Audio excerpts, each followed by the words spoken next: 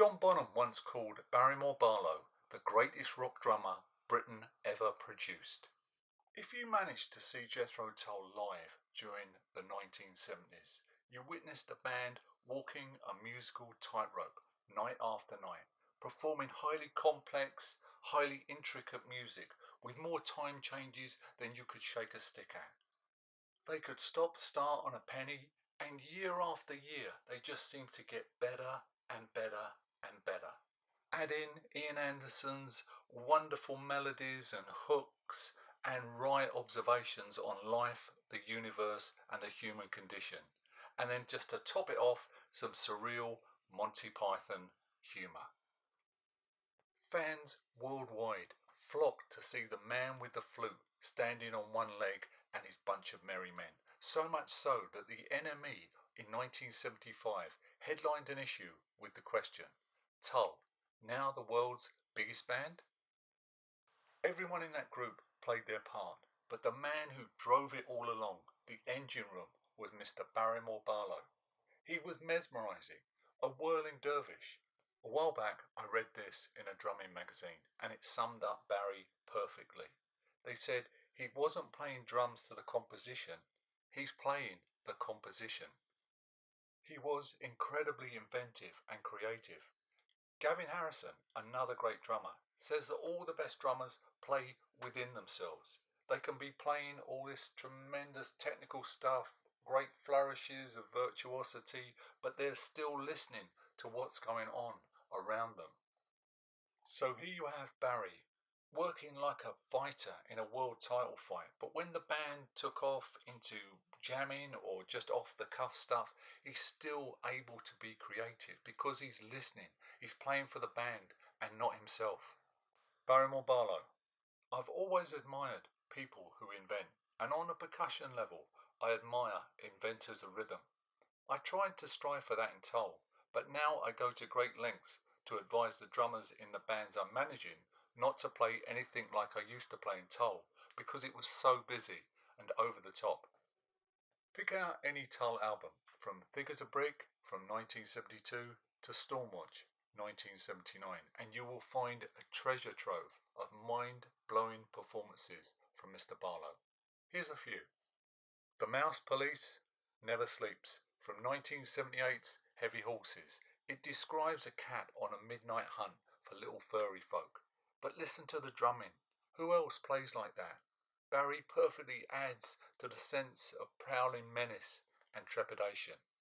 From Stormwatch, King Henry's Madrigal or Pastime with Good Company, originally written by that prog folk rock heavyweight King Henry VIII and originally cited for inclusion on his 1525 album Don't Lose Your Head. But take a listen to the Tull version at around 1 minute 14 seconds in, when Ian steps forward to play some jaw-droppingly beautiful flute. Just listen to what Barry's doing in the background. It's slightly jazzy, slightly busy, but providing the perfect rhythmic accompaniment for Ian to take flight. Thick as a Brick from 1972. When I first heard that album, I had to play it again and again just to listen to the drumming. It's that good. I'm going to pick out one moment for the purposes of this video, otherwise we could be here for hours. Listen to side 1, 4 minutes 40 seconds in to 5 minutes 16 seconds.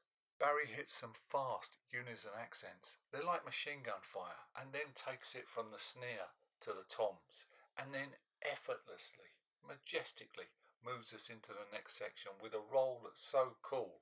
And that's just half a minute from this drumming masterclass. But if you thought Thick as a Brick is good, A Passion Play is Barry's masterpiece. Now, I know this album, A Passion Play, divides Tull fans like no other. Some love it, some can't stand it, but just put that to one side for a bit and listen to Barriemore Barlow's drumming throughout the album. Like I said, it's genius from start to finish. Off the scale, creativity, invention and technical ability. In the description, I'm going to post a link to a video of a drum cover of A Passion Play by Jeremy Cohen, who I believe played or still plays in a Tull cover band. Jeremy plays pretty much all of Barry's drum parts for a passion play, and he does it superbly, and you can get an idea of exactly what Mr. Barlow is doing. Now here's a couple of moments that I particularly love of a passion play. Side 1, 11 minutes 44 seconds in, where the whole band go into some ridiculously obscure time signature as Ian takes a multi-track flute solo, but the drumming, especially the bass drum work, is just wow. 30 minutes 48 seconds into side 1, that roll that takes in the whole of Barry's kit from one side right across to the other, it's just majestic. I love that roll. Move along to 15 minutes 42 seconds, you have what the melody maker once called a barbaric riff. John Evans pounding almost rock and roll piano, Martin Barr's machine gun fire on guitar, but listen to Barry's pounding toms, giving the section an almost tribal feel. And that's just a few of Barry's mind-blowing drum parts. Elsewhere he goes from jazzy fills to classical to folk to marching band drumming in the blink of an eye. I'll finish with one more, and it's a bit of an odd one. It's Quiz Kid, From Too Old to Rock and Roll, Too Young to Die, a highly underrated album in my opinion. Can somebody explain what Barry's doing on that track? 45 years later, and it still bemuses me and ties me in knots. Barry left Tull in 1980, and apart from the occasional appearance as a session musician and with the his short-lived band, Tandoori Cassette, he seems to have largely given up playing, which is truly sad because this man was definitely one of the greats.